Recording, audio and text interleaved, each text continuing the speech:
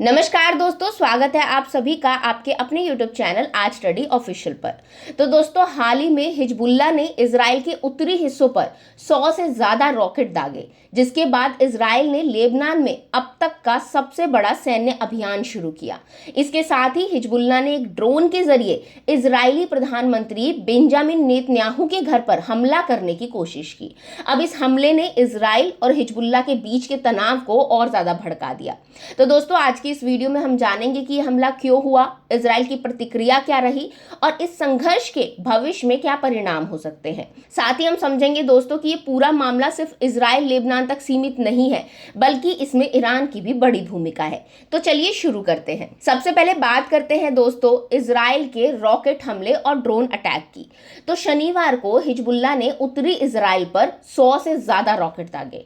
इन हमलों में एक व्यक्ति की मौत हो गई और करीब 10 लोग घायल हो गए। ये हमला इसलिए भी इंपॉर्टेंट है दोस्तों क्योंकि इसे हिजबुल्लाह द्वारा अब तक का सबसे बड़ा रॉकेट हमला माना जा रहा है। लेकिन मामला यही नहीं थमा दोस्तों, उसी दिन हिजबुल्लाह ने एक ड्रोन के जरिए इजराइल के सिजेरिया शहर में प्रधानमंत्री बेंजामिन नेतन्याहू की निजी आवास को निशाना बनाया। हालांकि हमले के समय प्रधानमंत्री और उनकी पत्नी घर पर नहीं थे, लेकिन इस हमले ने इजराइल को सीधे तौर पर भड़का दिया।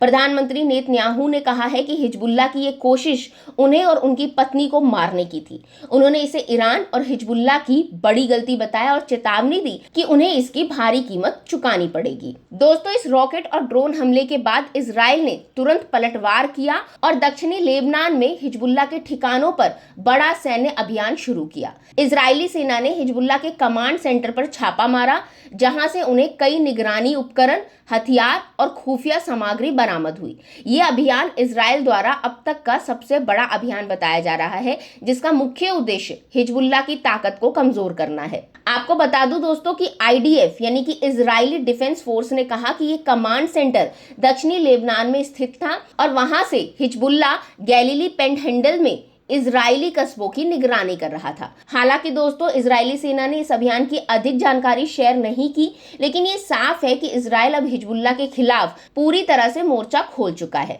चलिए अब बात करते हैं दोस्तों लेबनान की स्थिति की। तो इजराइल ने लेबनान के दक्षिणी क्षेत्र में रह रहे लोगों को चेतावनी दी है कि वो जल्द से जल्द इन इलाकों को खाली कर दे, क्योंकि इन जगहों पर हमला हो सकता है। इजराइल ने बेरूत के दक्षिणी उपनगर दहिया के लोगों को भी तुरंत इलाका छोड़ने का आदेश दिया है। ये वही इलाका है दोस्तों जिसे हिजबुल्लाह का गढ़ माना जाता है। ये इशारा करता है कि इजराइल अब हिजबुल्लाह के प्रमुख ठिकानों पर हमला करने की तैयारी कर रहा है। अब दोस्तों, यहाँ पे सवाल उठता है कि हिजबुल्लाह ने इजराइल पर इतने बड़े पैमाने पर हमले क्यों किए। तो दोस्तों, इसकी वजह बहुत सी हो सकती है। हिजबुल्लाह को ईरान का समर्थन प्राप्त है और ईरान लंबे समय से इजराइल के खिलाफ कार्रवाई करने की कोशिश कर रहा है। हिजबुल्लाह के ये हमले दोस्तों दरअसल ईरान के इशारे पर ही हो रहे हैं, जिसका मकसद इजराइल को कमजोर करना और पूरे क्षेत्र में अपनी ताकत को बढ़ाना है। इसके साथ ही दोस्तों, हिजबुल्लाह ये भी दिखाना चाहता है कि वे अब भी इजराइल के लिए एक बड़ा खतरा है। पिछले कुछ समय से इजराइल और हिजबुल्लाह के बीच की लड़ाई ठंडी पड़ी हुई थी, लेकिन हालिया हमले ये संकेत देते हैं कि ये संघर्ष फिर से अपने चरम पर पहुंच सकता है। तो दोस्तों, आज की वीडियो के लिए बस इतना ही। अगर आपको वीडियो पसंद आया हो तो इसे लाइक करें, शेयर करें, अपनी राय हमें कमेंट के जरिए जरूर बताएं। साथ ही चैनल को सब्सक्राइब करना बिल्कुल ना भूलें। अब मिलेंगे अगले वीडियो में, तब तक के लिए थैंक यू।